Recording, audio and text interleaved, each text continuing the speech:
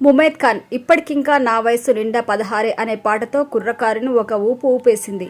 Item సాంగ్స్కి care of అడ్రస్గా మారిన ఈమె అప్పట్లో చాలా సినిమాల్లో నర్తించి భారీ పాపులారిటీ సొంతం చేసుకుంది. అయితే కెరియర్ పీక్స్లో ఉండగానే సడన్గా వెండితెరకు దూరమైన ఈమె బిగ్ బాస్ షోలో పాల్గొని మళ్లీ మాయమైంది. ఇక ప్రస్తుతం ఆహా ఓటీటీ వేదికగా ప్రసారమవుతున్న కాకమ్మ కథలు షోలో పార్టిసిపేట్ చేస్తోంది.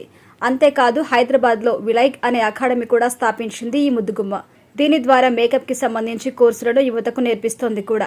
ఇకపోతే ఇన్ని రోజులు ఇండస్ట్రీకి దూరమై ఇప్పుడు మళ్లీ ప్రత్యక్షమైన ఈమె తాజాగా ప్రముఖ హీరోయిన్ తేజస్వి మడివాడ నిర్వహిస్తున్న షోలో ఇంటర్వ్యూలో పాల్గొని ఎన్నో ఊహించని విషయాలు ఫ్యాన్స్తో పంచుకుంది. ఇంటర్వ్యూలో భాగంగా తేజస్వి మడివాడ మాట్లాడుతూ ముమైత్ ఎంత బాధ అనుభవించిందో నాకు మాత్రమే తెలుసు.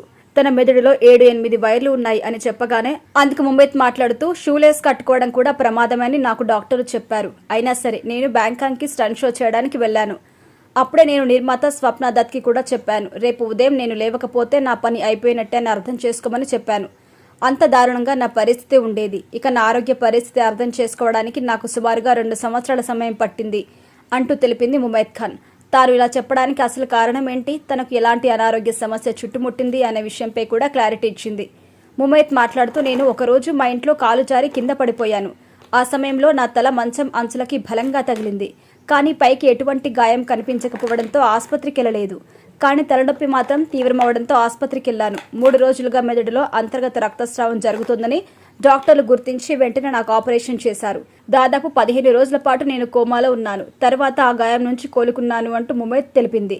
ఏదేమైనా ఇంటర్నల్ బ్లీడింగ్ అంటే మామూలు విషయం కాదు. అందులోనూ మెదడుకు అంతర్గత బ్లీడింగ్ అని తెలిసి ఫ్యాన్స్ సైతం ఆశ్చర్యపోతున్నారు.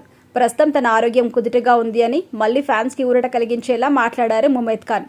ఏదేమైనా గతంలో ఆమె పడిన కష్టం చూసి అందరూ ఆశ్చర్యం వ్యక్తం చేస్తున్నారు. అంతేకాదు ఇప్పుడు సినిమాల్లో అవకాశాలు కూడా అందుకోవాలని కూడా కోరుకుంటున్నారు.